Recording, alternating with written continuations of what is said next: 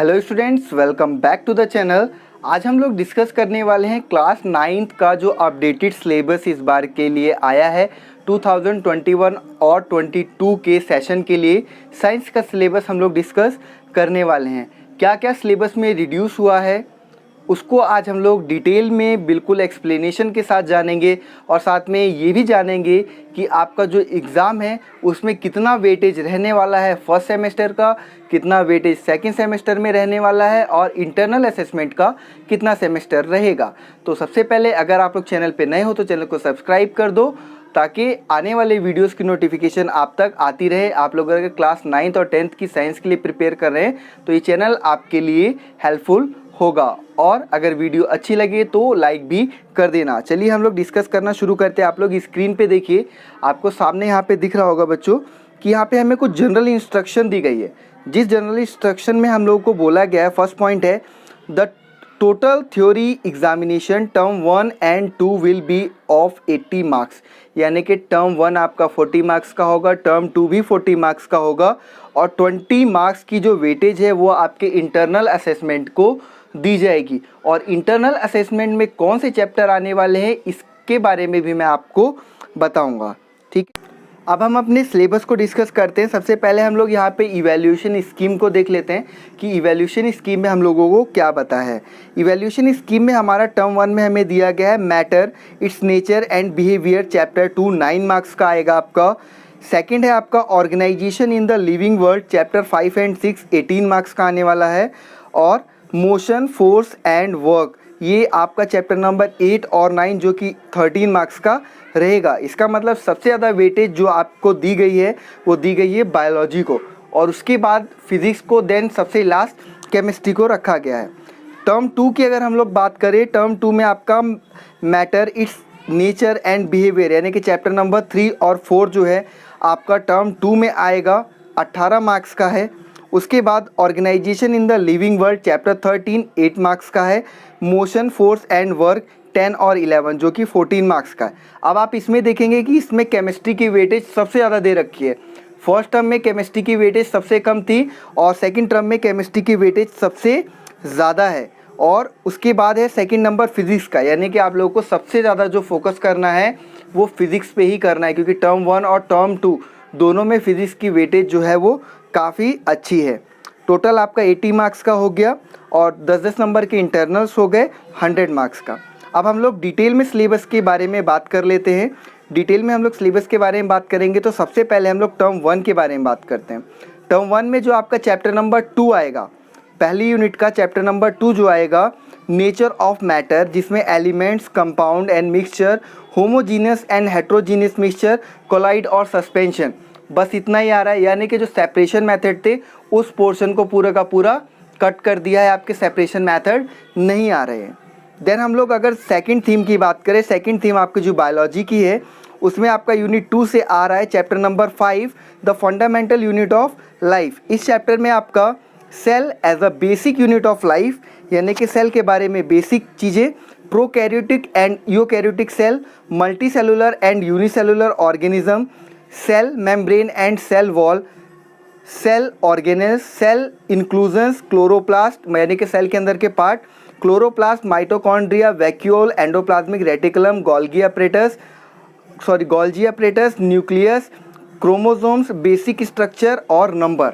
ये आपका बायोलॉजी से आने वाला पोर्शन है। और साथ में टिश्यू से क्या आएगा, tissues, organ system, organism, structure and function of animals and plant, only 4 types of tissues in animals, meristematic and permanent tissues in plant, यानी कि इसमें भी बहुत सारा पोर्शन कट कर दिया गया है। आगे अगर हम लोग ध्यान दें तो जो हमारा फिज़िक्स का पोर्शन है बच्चों, फिज़िक्स के पोर्शन में आप लोग देखेंगे यहाँ पे मोशन, फोर्स एंड वर्क में से क्या आ रहा है। मोशन में से आएगा distance and displacement, velocity, uniform and non uniform motion along a straight line, acceleration, distance, time and velocity graph के बारे में आएगा। For uniform motion and uniformly accelerated motion, derivation भी आएगी, ग्राफिकल मेथड वाली जो डेरिवेशन है वो भी आनी है। Elementary idea of uniform circular motion, यानी कि सर्कुलर जो मोशन है उसके ऊपर भी कॉन्सेप्ट आने वाला है। 9 चैप्टर से हमारा क्या आएगा, forces and laws of motion से। इससे आएगा हमारा force and motion, Newton's law of motion, action and reaction forces, inertia of a body, inertia and mass, momentum, force and acceleration, elementary idea of conservation of momentum. तो आप लोग देखेंगे कि physics में से कुछ भी नहीं कटा, जितना पोर्शन है सबका सब आ रहा है। टर्म 2 की बात कर ली जाए, टर्म 2 में आपका चैप्टर नंबर 3 आएगा सबसे पहली यूनिट से, केमिस्ट्री से, एटम एंड मॉलिक्यूल्स। इसके अंदर आपका आएगा atoms and molecules, law of constant proportion, atomic and molecular masses, mole concept, relation of mole to mass of the particles and numbers, ये चीज़ें आने वाली हैं। चैप्टर 4 से आपका स्ट्रक्चर ऑफ एटम से इलेक्ट्रॉन, प्रोटॉन और न्यूट्रॉन के बारे में आएगा। वैलेंसी हो गया, chemical formula of common compound, isotope और आइसोबार, ये चीज़ें आने वाली हैं। अगर हम लोग सेकंड थीम में जाए, सेकंड थीम आपकी जो है फिजिक्स की है, उसके अंदर से आपका ग्रेविटेशन आएगा, चैप्टर नंबर 10, जिसमें universal law of gravitation, force of gravitation of the earth यानी कि ग्रेविटी के बारे में भी पूछेगा, एक्सीलरेशन ड्यू टू ग्रेविटी के बारे में भी पूछेगा, मास और वेट एंड फ्री फॉल। इसके अलावा कुछ नहीं, जितना भी आपका था आर्किमिडीज प्रिंसिपल, बावेंसी वगैरह, ये सब कुछ नहीं आने वाला है। वर्क एंड पावर में से, वर्क एंड एनर्जी में से अगर हम लोग देखें तो work done by a force, यानी कि जब भी हम किसी पे फोर्स लगाते हैं तो कितना वर्क डन करता है, energy, power, kinetic and potential energy, law of conservation of energy. बस आगे बच्चों हम लोग देखें, आगे हमारा बायो का चैप्टर नंबर 13 आ रहा है, why do we fall ill. इसमें से आपका health and failure, infection and non infectious disease, their causes and their manifestation, diseases caused by microbes like virus, bacteria, protozoa and their prevention, किस तरीके से हम लोग बचाव कर सकते हैं, प्रिंसिपल ऑफ ट्रीटमेंट, किस तरीके से इसका ट्रीटमेंट होगा, प्रिवेंशन कैसे होगी, पल्स पोलियो प्रोग्राम के बारे में भी आएगा।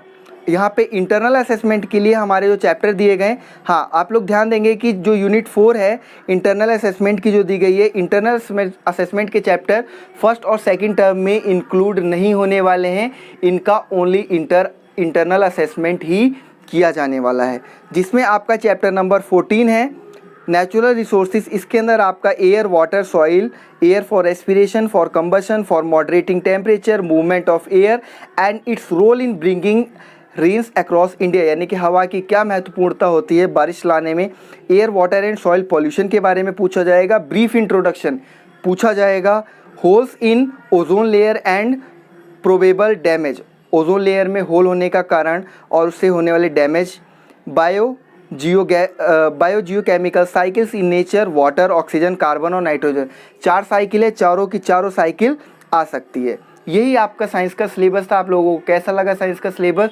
कमेंट सेक्शन में ज़रूर बताना, और अगर वीडियो अच्छी लगी तो लाइक भी ज़रूर कर देना, और इन्फॉर्मेटिव लगी तो अपने फ्रेंड्स के साथ बिल्कुल शेयर करना बिल्कुल मत भूलना। बात रही प्रैक्टिकल की, प्रैक्टिकल के बारे में हम लोग नेक्स्ट वीडियो में किसी दिन डिस्कस कर लेंगे, या हम लोग जब लाइव आएंगे तब उसके अंदर हम लोग डिस्कस इसके बारे में कर लेंगे। आप लोग कमेंट सेक्शन में ज़रूर बताना कि आपका जो सिलेबस है वो आपको कैसा लगा। मतलब ऐसा तो नहीं कि सिलेबस अभी भी लेंथी है, क्योंकि आप लोगों का सिलेबस जो है पहले से ही छोटा था, ठीक है, जो कि बहुत जल्दी ख़त्म हो जाता है। यहाँ पे तो और भी ज़्यादा रिड्यूस कर दिया गया है। तो आई होप सो कि आप लोग बहुत अच्छी तरीके से अपने सिलेबस को पढ़ पाएंगे। बाकी आपको इस चैनल पे जो है वीडियोस अच्छी मिलती रहेंगी। जो भी डाउट है आप लोग कमेंट सेक्शन में पूछ सकते हैं। बाकी जब हम लाइव आएंगे तब भी आप लोग अपने कमेंट्स को पूछ सकते हैं। जो भी आपके मन में क्वेरी है उसका सॉल्यूशन आपको दिया जाएगा। Thank you for watching the video.